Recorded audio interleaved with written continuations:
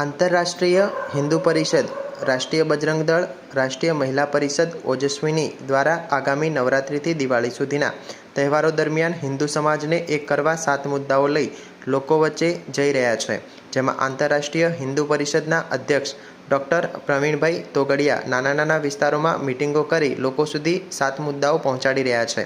જે અંતર્ગત રવિવારે વિસનગરમાં મહેસાણા રોડ ઉપરની ઇન્દ્રપ્રસ્થ અને ધરોઈ કોલોની રોડ ઉપરની રાજહંસ સોસાયટીમાં તેમણે વિશ્વ હિન્દુ પરિષદના જૂના કાર્યકરો તેમજ સ્થાનિક લોકો સાથે આગામી નવરાત્રિ દરમિયાન ગરબામાં શસ્ત્રપૂજન, આઠમના દિવસે કન્યાપૂજન, દશેરાના દિવસે મહિષાસુર અને રાવણની યાદમાં દરેક હિન્દુ ઘરોમાં શસ્ત્રપૂજન, અમાસના દિવસે લક્ષ્મીપૂજન, ઘરની સફાઈ કરી જૂના સારા કપડાં ગરીબોને આપવા અને ગરીબ બાળકોને મીઠાઈ આપવાનું કાર્ય કરવા માટેની અપીલ કરી હતી. તે દરમિયાન તેમણે 11 લાખ હનુમાન ચાલીસા કેન્દ્રો શરૂ કરવા માટેની પણ તેમણે જાહેરાત કરી હતી. જે આ કેન્દ્રો પર ગરીબ હિન્દુ પરિવારોને અનાજ, મેડિકલ સેવા, રોજગાર તાલીમ અને મહિલા સુરક્ષા જેવા પણ કામો કરવામાં આવશે. ડૉક્ટર પ્રવીણ તોગડિયાએ ભારત પાકિસ્તાન મેચને લઈને પણ હુંકાર કર્યો છે.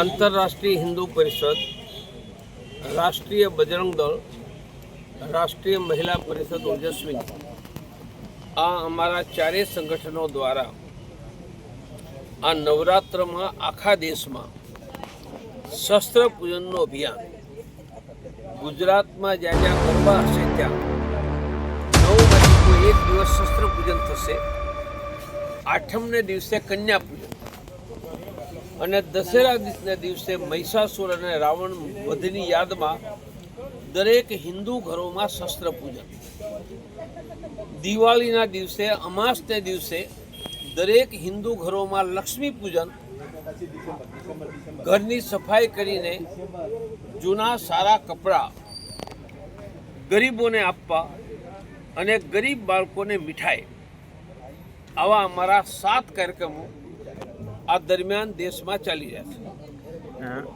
આપ હિન્દુ સંગઠનની વાત કરો છો તો જાતિવાદ હિન્દુ સમાજની નબળાઈ છે, તો આ મુદ્દે શું કહેવું? એ નબળાઈ છે એટલે જ હિન્દુ સંગઠન કરવું પડે છે, નકર કરવાની જરૂર જ ક્યાં હતી? એના માટે શું કામગીરી છે આપની? હમ સબ હિન્દુ એક હે, બધા હિન્દુ શસ્ત્ર પૂજન કરે, કન્યા પૂજન કરે, લક્ષ્મી પૂજન કરે, એટલે જાતિવાદ ઓછો થઈ જશે. ભારત પાકિસ્તાન મેચ માટે શું કહેવું? પાકિસ્તાન પહેલગામમાં હુમલો કરે અને રમવાનું હોય, કોઈ આપણા દીકરાને ભાઈને મારી નાખે એની અરે રમત રમાય? આ બાબતે સરકારને શું સંદેશો આપવા માંગો? नामो निशान मिटा दो पाकिस्तान का, खेल नहीं युद्ध होगा.